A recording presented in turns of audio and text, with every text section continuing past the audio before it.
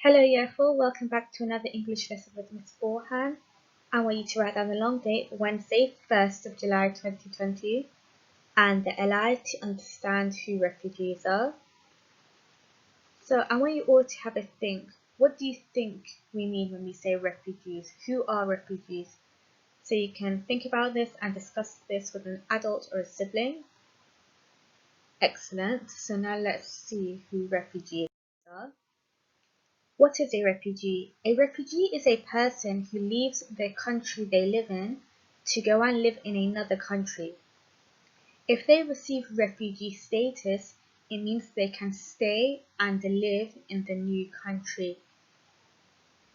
So just looking at this picture over here, what reasons do you think, what are the reasons that people leave their country to live in another country? Just take a look at this picture and write it down. Excellent. So one of the main reasons that people leave their country is due to war. So their country is involved either in a civil war, so war between themselves and the country, or war with another country. And of course that means that the country will suffer and people will be living in poverty. That means they won't be having much facilities, food, equipment. The buildings will be destroyed. They won't be able to go to school. So of course there are many reasons why people go to move to other countries. It could be for economic reasons, it could be because there are better job opportunities, but we don't call those people refugees. Refugee, the term refugee is only for a person who leaves the country they live in to go to live in another country for reasons such as war. Excellent. So what is a refugee status? This is awarded to someone that the Home Office recognizes as a refugee as described in the Refugee Convention. A person given refugee status is normally granted leave to remain in the UK, United Kingdom, for 5 years, and at the end of that time they can apply for permanent permission to stay.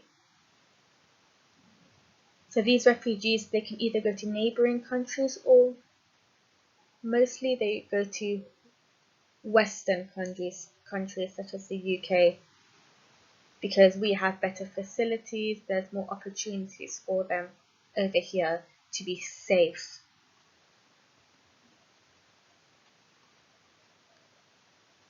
So just last week it was Refugee Week from 15th to the 21st of June, and World Refugee Day was 20th of June. This is celebrated every day. So what this day is that it's acknowledging refugees and the struggles that they've gone through, and also their achievements and in their new home country. So it's just a week educating everyone about who refugees are and what we can do to help them. So that was last week. So what is an asylum seeker? An asylum seeker is a person who leaves their own country due to worry about what might happen to them if they stayed. They might ask to have refugee status. So the asylum means the protection granted by a state to someone who has left their home country as a political refugee. So in many countries, if you speak out against the government, your life might be at risk, because not all countries have free speech or democracy. And I'm sure with last week's lesson, you all have an idea on what democracy means. So that's why they also have to leave their country, and they're known as asylum seekers, and they can also ask to have refugee status. So they're not leaving because of war, they're leaving because they're political refugees. So I want you to take a look at both of these pictures over here.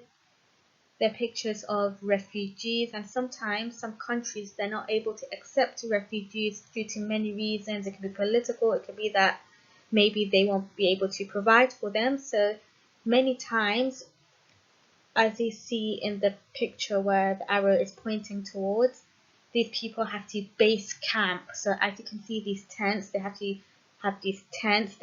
They're called camps, so they live over here instead of actually being able to enter the countries. This is really on the border of the country, so this is where they're living, because no country will accept them to come live there. So they had to wait over here until they get approved by the countries that they've applied for, so that they can go and live there. And obviously when they live over here, there are some charities that help them out, provide medical supplies, sanitary products.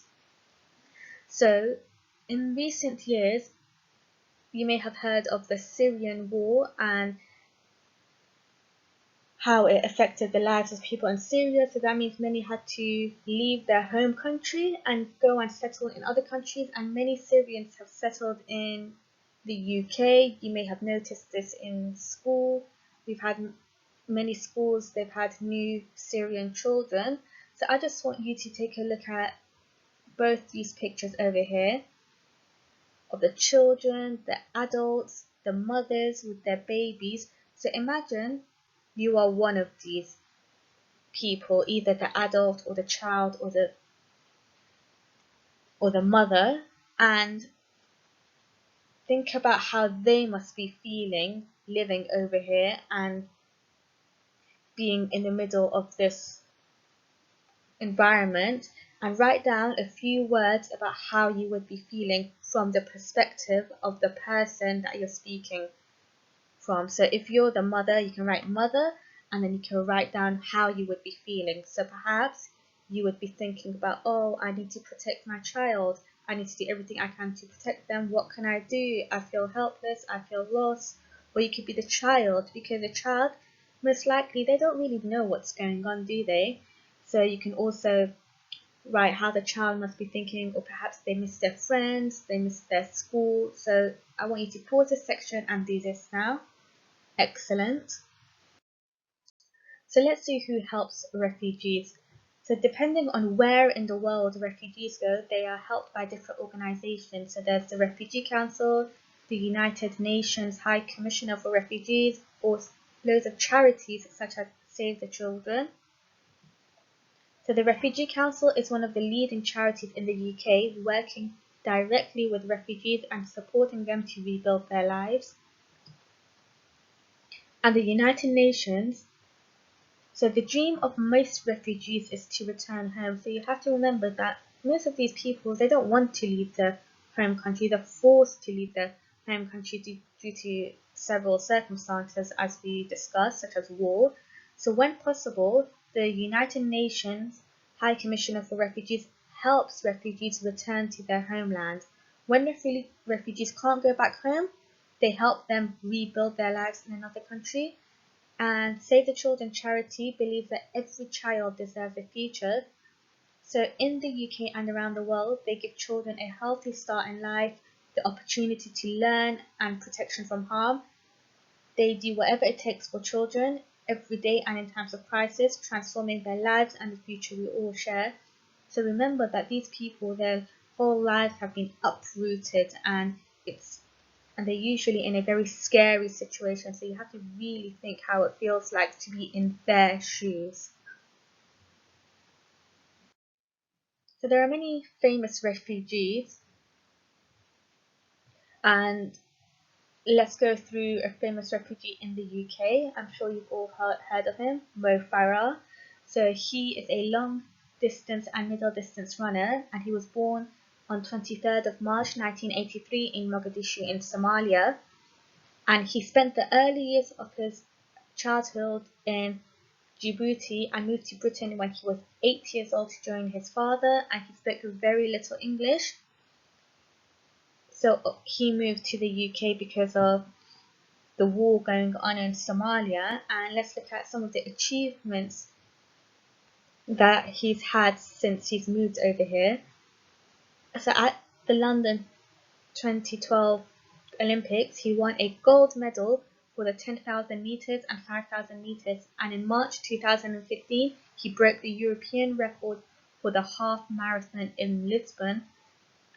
So Mo Farah has used the opportunities in the UK and he's made a name for himself. And a fun fact, the university that I attended, Mo Farah, he used to come there and he used to use our outdoor area to practice his running. So he used to run laps over there because our university, they were really big on PE and they had a lot of facilities, so high-tech facilities. So that's why he would come and he would run over there. So that's a fun fact for you guys.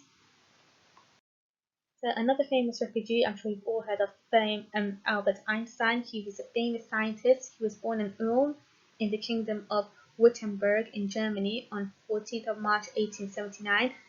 However, as an adult, he moved to America in 1933, when Adolf Hitler took over Germany. So we all know that when Adolf Hitler took over Germany, he would kill and persecute a lot of people. So that's one of the reasons why Albert Einstein moved to America.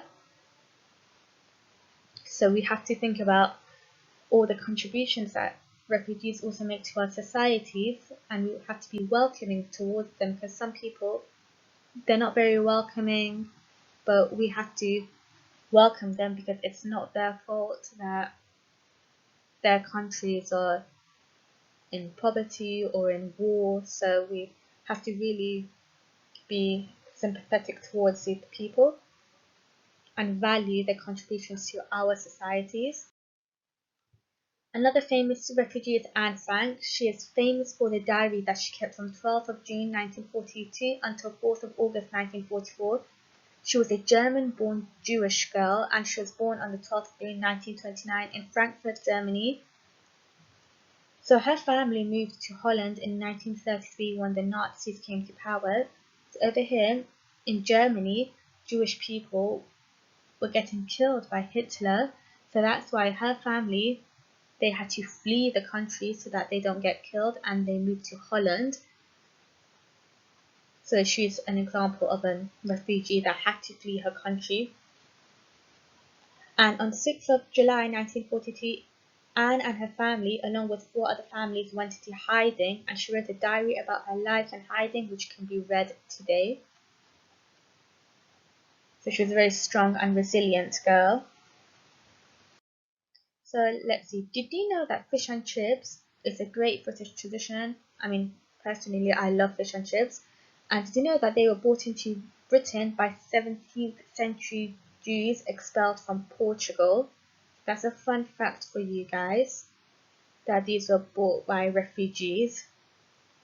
So can you find out how many other foods have been brought to Britain by immigrants or refugees? So this is something that you can pause, you can do some research on it, and I would love to see what you come up with, because personally I'm also interested to know what other foods have been brought to Britain by refugees or immigrants.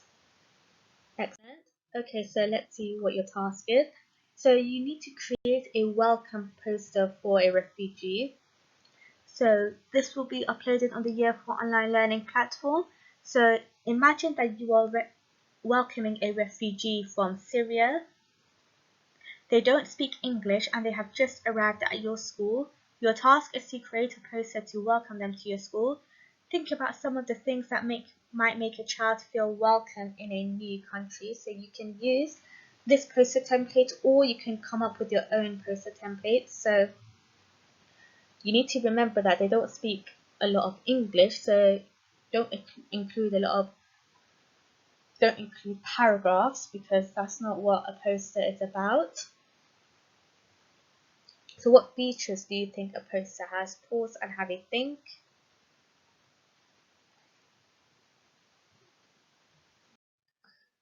So a poster, which is the same as leaflets, they have short, snappy sentences and phrases. So you don't need to write long sentences, just make it short and snappy. An eye-catching layout, so your poster needs to make someone want to look at your poster further. So at first glance, it really needs to have an eye-catching layout, a catchy slogan, so there could be like some phrases that will stick in someone's mind, something to offer, attention-grabbing pictures or photographs, and a final reminder of the product or the message. So your poster is a welcome poster. So perhaps you can find out how to write welcome in Arabic, because in Syria they speak Arabic. You could go on Google Translate and type in welcome in English and then translate it to Arabic, and then you could copy it down in your poster. So that would make the child feel welcome, and it would be something familiar to them, because remember, they're in an unfamiliar setting, in a new country, in a new language. Everything is so new to them. So perhaps if they see welcome also written in their native tongue, that'll make them feel at ease and safe. And you can have some pictures. So what type of pictures would you include to make a child feel safe? So perhaps it could be picture of students sitting together, having fun, smiling, or it could perhaps be a peace sign or something to do with hands. So think about the type of pictures you would draw to make someone feel at ease and happy at your school. So just look at these features. So that's your first task. And another task you have is to find out about refugee organizations. So we've already gone through some organizations. Now I want you to go through this in more detail. So if you go on the school website and open up this document, over here where I'm pointing towards is a website, and you have to go on this website and research information to complete this table over here. So research and record your information. So you've all had some practice researching when we've done some research on bees, so you can use those skills and apply them to this activity. So you just need to do this worksheet over here. So there are other worksheets in the document, but you don't need to do them. You just do the table of facts over here, because we are discussing facts and not opinions. And once you're done that, you can take a picture of your work and send it over to year4@grange.harrow.sch.uk. See you in the next lesson, everyone.